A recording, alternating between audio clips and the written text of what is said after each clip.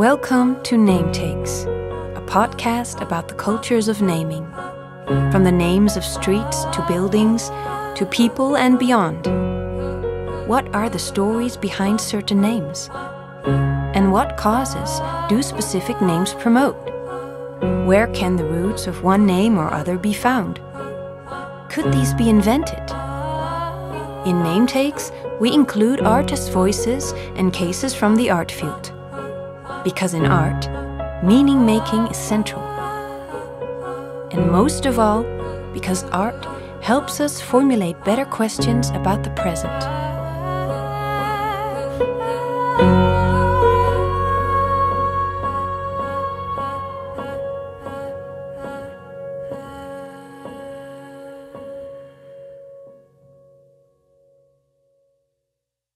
Thank you for listening. My name is Sofía Hernández Chong Cuy. I'm pleased to introduce you to episode 6 of Name Takes.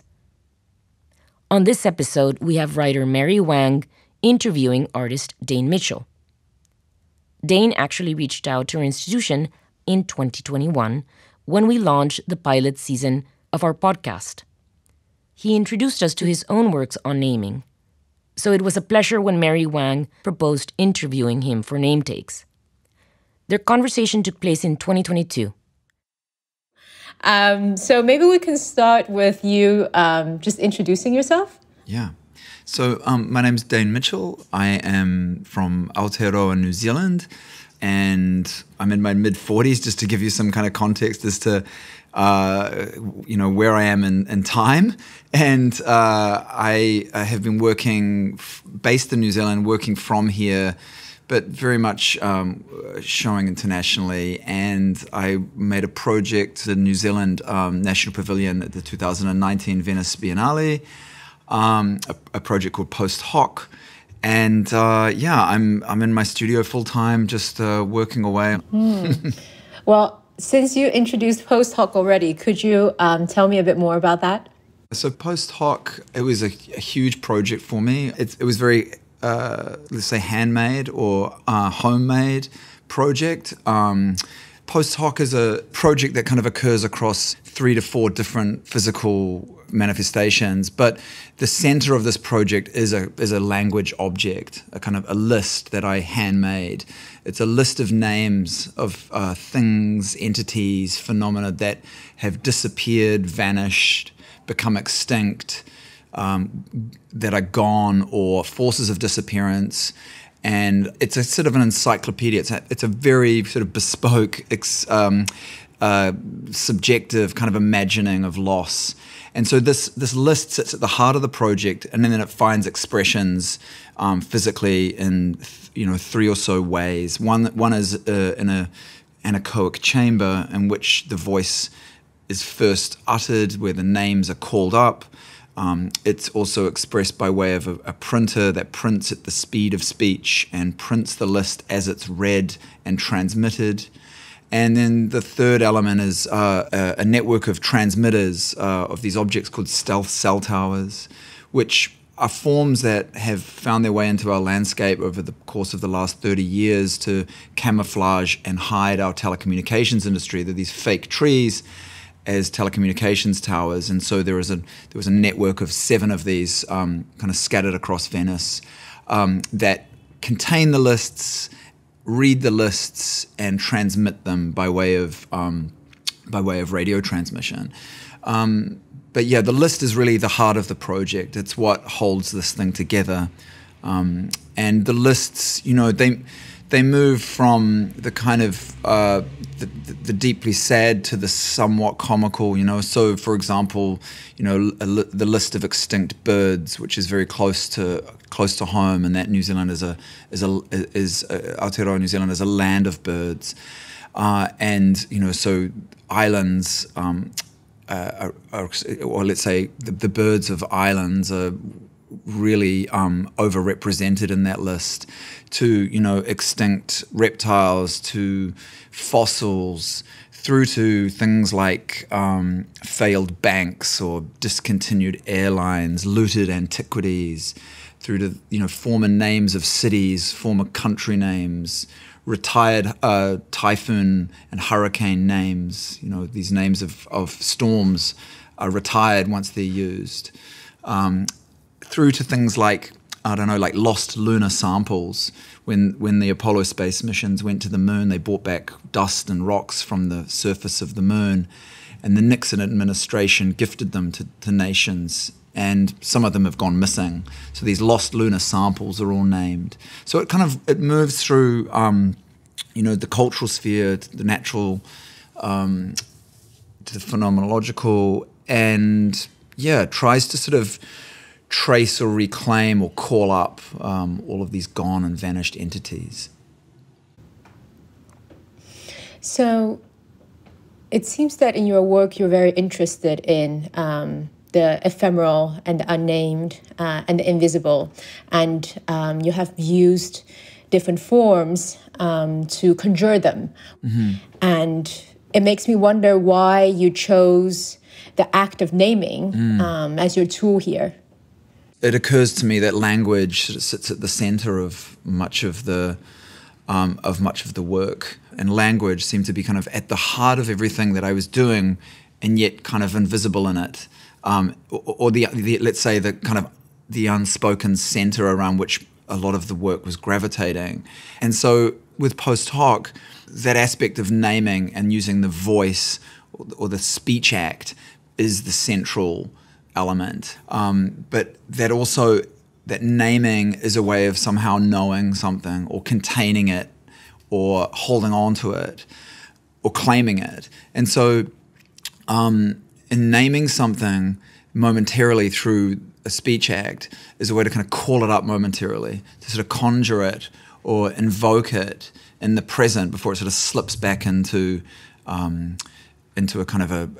past. I think you can speak a bit more about how the act of naming relates to these different acts of conjuring you have done in your practice. Yeah, I mean, the very act of naming is a kind of conjuring trick, I think. That certainly if we think about this as in the way that we remember the dead by the role of honor, by calling up the names of the dead in order to remember them, is a kind of conjuring trick. It's a way of pulling something up from the past in order for it to be amongst us. In the past, where I've used speech to let's say conjure up unknown forces, often this will rely on the mouth as a kind of, let's call it a site of production. Okay, maybe we can talk a bit more just practically. Yeah. How did you collect the names on the list? So everything on the list, all the names on the list, they come from existing databases. So when I first started thinking about these lists, there was quite a self-evident beginning, you know, thinking about extinction, thinking about vanished entities. And so the list started with about 20 ideas, and they were certainly kind of gravitating around a set of interests that I have. So there were things like extinct birds to dinosaurs, through to discontinued fragrances or banned aroma molecules, things that we can't smell anymore, or that you know that are unsafe for us to smell. So things that are kind of receding from us in that way. And I just started collecting. I just, you know, I was incredibly lucky. So for example, abandoned lighthouses. You know, I found someone online who had an incredible database of abandoned lighthouses, who really generously lent me those.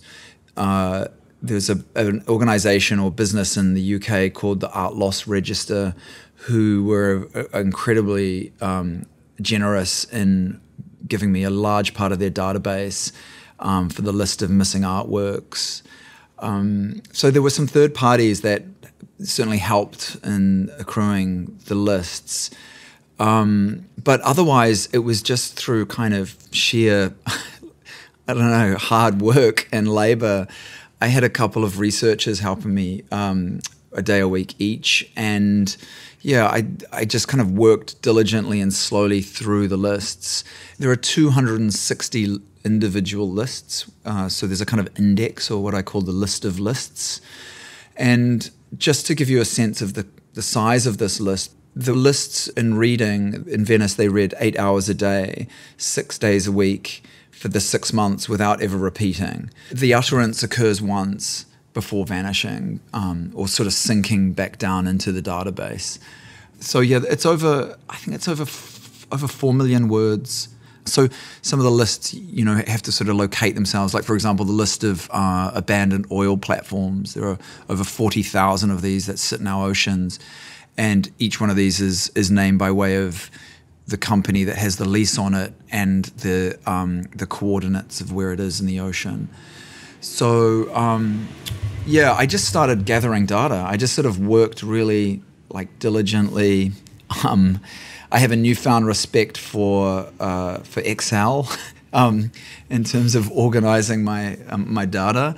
And yeah, it's probably worth mentioning too that the voice that reads these names, that lists these names, her name is Amy, and she is AI. She is not us, and yet she's a surrogate for us.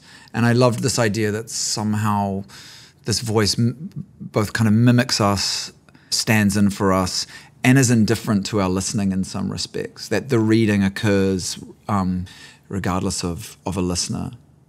So you described in the beginning the project as both handmade as well as aiming for the encyclopedic. So could you talk a bit more about that tension between the subjective and objective here? Yeah, the lists have a kind of peculiar shape in that, in one sense, there's a kind of encyclopedic, let's say, objective reality that's spoken, that's uttered, be that a very straightforward list of, let's say, the names of extinct animals.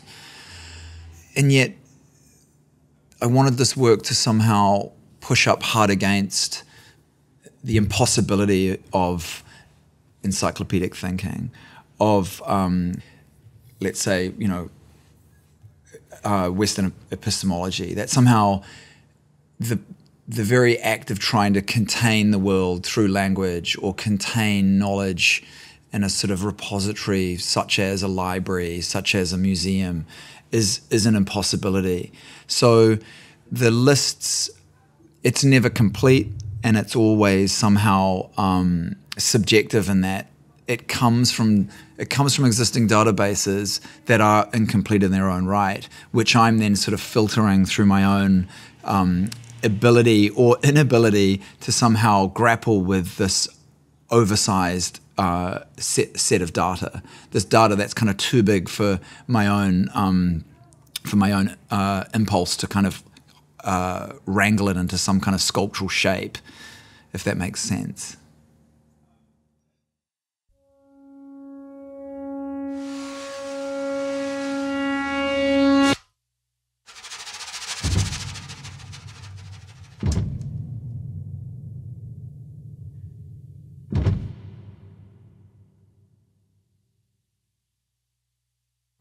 Right. And so who is Amy? Amy is an incredibly reliable speaker, let's say. She's sort of clumsy in one respect, and yet her pronunciation of Latin is faultless, really. But her ability to understand what she says is hyper limited. How the thing where I am, and Amy is off the shelf product. She's an Amazon product, a text-to-speech AI software. And so the generating of the lists as speech is done through that software by me. So all of those lists are kind of edited, given form and shape, and then I would wrap coding around them, and then they are generated through this text-to-speech software. And she has an English accent. It's a light English accent. It's not like a BBC accent. And in a way, it's interesting that the New Zealand accent is missing from text-to-speech software. We're not present in that space in the same way that when I... Wow, another missing thing. Exactly. So, you know, for example, if I use some kind of navigational system in a car, it's always in another accent.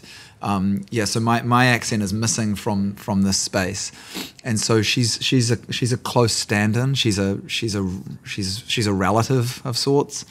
And you know, in the same way that she stands in for us, she mimics us, and she's, you know, it's interesting that I keep talking about speech act, but she's not a speech act. She's breathless.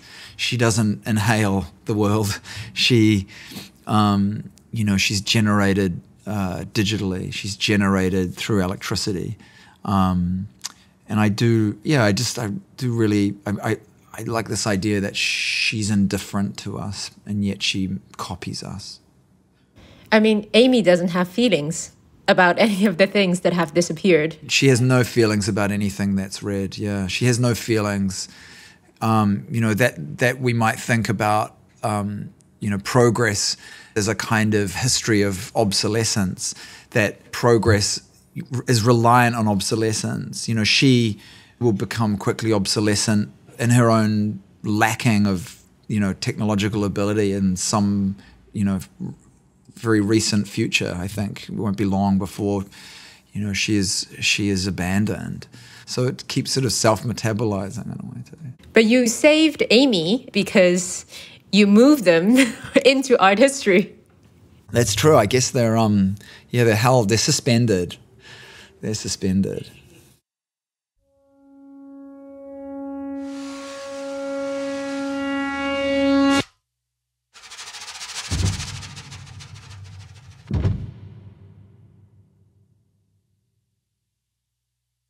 Naming some of the things on the list, they achieved your original purpose in the sense that they spawned a new life after you named them.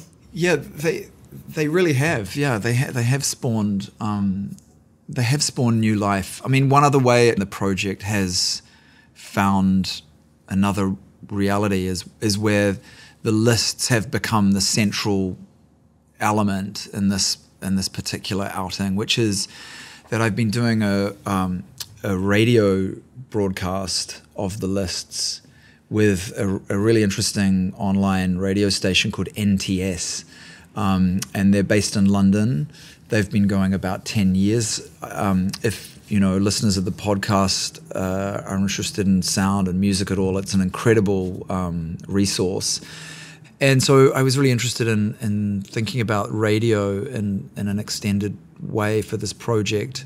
And NTS came back and said, well, let's really do this. Let's really commit to broadcasting these lists. So in a way, what we're doing is it's a bit like the shipping news. So for an hour each day for a year, the lists are read on NTS radio. So it's a kind of forecast of the past in some respects. And so it's been going for, I think, about 8 months now we've been doing this. So those lists have all been produced as hour-long broadcasts that are then kind of held archivally on NTS. So if you go to the post hoc page on NTS, you can listen back to any of those lists. And I've invited composers to take a month each, 30 days or 30 hours, to look to kind of respond to entangle themselves with those lists in some way. So I've had an incredibly lively response from composers that I've invited to do this. I've also made some compositions myself that have come directly out of those lists. So, for example, the list of anthropogenic sounds to have left the solar system, which is one of the lists, which lists all of the recordings that are on the Golden Record, which is an artifact, a 12-inch record that is connected or attached, I should say, to the exterior of the Voyager 1 and 2 space probes. And these are the only two human-produced anthropogenic objects to have ever left our solar system. And attached to the outside of these two space probes is what's called the Golden Record. And it contains the sounds of Earth and greetings from planet Earth in multiple languages and natural sounds. It's got, you know, some music on there as well. And so I've been taking tracks from that Golden Record, and for example, something by Bach that's 3 or 4 minutes long on that record, and stretching that out for 60 minutes over the course of a broadcast on NTS. I've also had an amazing recordings from mainly New Zealand composers and musicians, Hermione Johnson, Torben Tilley, Rosie Parlane, Gate, who's Michael Morley of the Dead Sea, and then also Al Doyle, who's in LCD Sound System, and Hot Chip, who is a close friend who was really supportive of me through this project. When I was in London, I'd stay at his place. That's, you know, he's very supportive throughout the project, and I really wanted to invite him to respond to the work because he knew it well. And he invited a man named Max Easley, who released something with Brian Eno in the 70s, and they made a beautiful hour-long accompaniment for the radio broadcast. I've just right now, Rachel Shearer, who's a New Zealand experimental composer, has made a beautiful piece. And it'll finish with a newly commissioned work by Japanese musician Keiji Haino, who's produced this incredible work that will accompany the reading of the lists. So I love that the work exists on the radio like this, that it somehow enters people's worlds, it sneaks into their homes or sneaks into their houses in ways that, or their headphones in ways that, into people's worlds that I have no control over. I love that idea that it somehow proliferates outwards in the world through the airwaves of the internet is really interesting. That's amazing. I had listened to some of the episodes on NTS, and that's really great. As you were talking about the Golden Record, these lists started to visualize in my mind as a form of documenting our own extinction, but also at the same time fighting against it. Yeah, I think that's a super articulate way of thinking about what it's doing. Yeah, that it documents loss, and yet it kind of confronts it. Yeah, I think that's a really beautiful way to put it. I think progress is a history of obsolescence. You know, that we literally sit on top of all of this loss. You know, all of these gone things, all this vanished and disappeared stuff sits underneath the present moment. And so somehow naming it, just calling it back up through an utterance, a momentary utterance, I think it's certainly meant to be a poetic way of reflecting, of reconciling and accepting in a way all of that loss.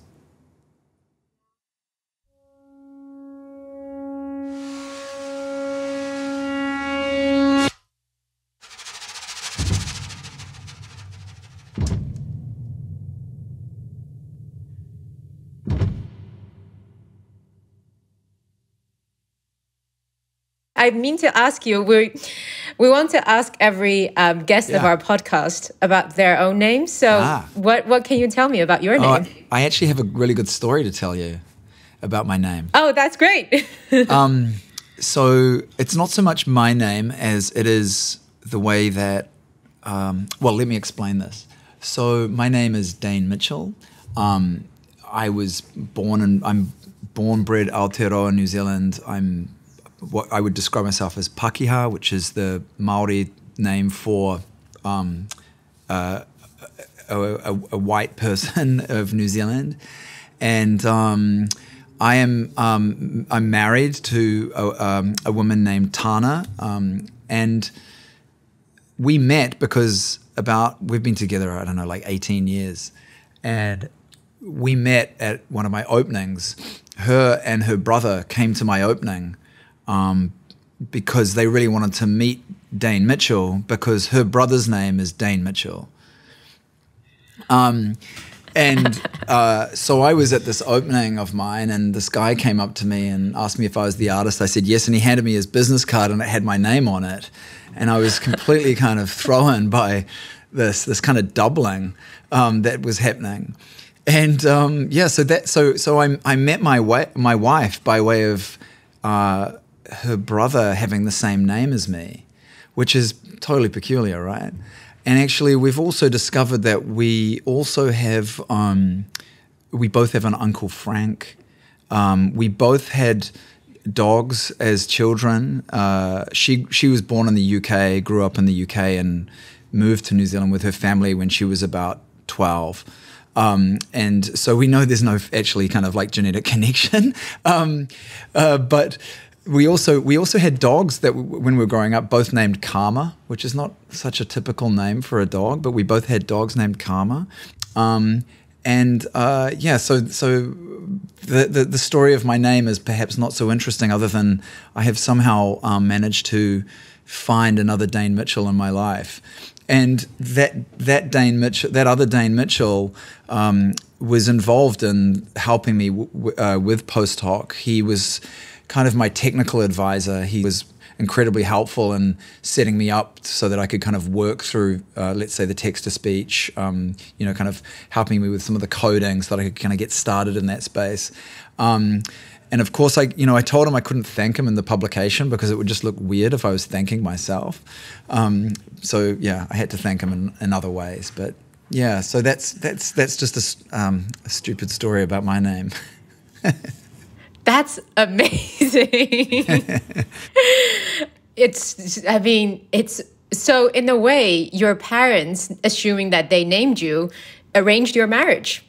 In a sense, yeah. It's really good. It's a really good way to articulate what's happened to me. I know, it's bizarre. Yeah. Had you been named John Mitchell, you might have ended up with someone entirely different. We may never have met. I know. Wow. This is a very good story to end on. Thank you so much. This was amazing. No, it was great, Mary. It's super nice to chat. And thanks so much for reaching out. It's really, I'm really honored that you would think to get in touch and include me in this. And I stayed in a squat in Rotterdam for about 4 months in my really early 20s. Oh, wow, that's amazing. When were you there? Oh, man, it must have been like 99, 2000, about 2000. And I was involved in an artist-run space here actually, it's another good naming relationship, actually. I was involved in an artist-run space here in Auckland, in Tamaki, called Room, R-O-O-M. And we, through a friend, we got to meet some artists in Rotterdam who had an artist-run space also called Room. So they had a room and we had a room, and so we made contact with them, and we invited them to come and make an exhibition with us in our space, and they invited us.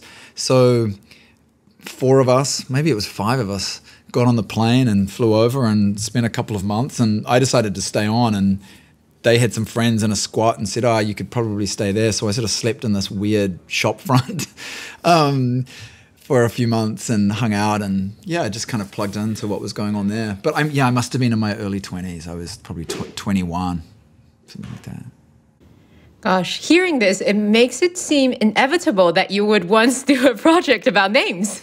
Seems I know, right? I mean, it has to happen. It's all right. fated.